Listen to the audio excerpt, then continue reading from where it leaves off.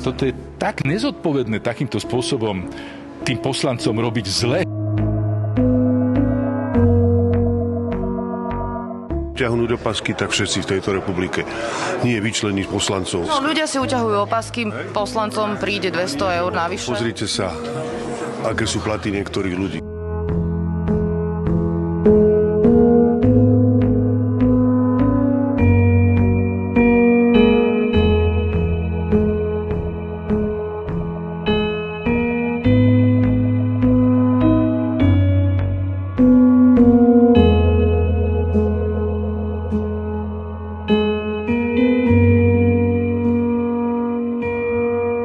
Nie sme ochotní sa zúčastňovať nejakej divadelnej hry, ktorú nám opozícia v tomto prípade ponúkne.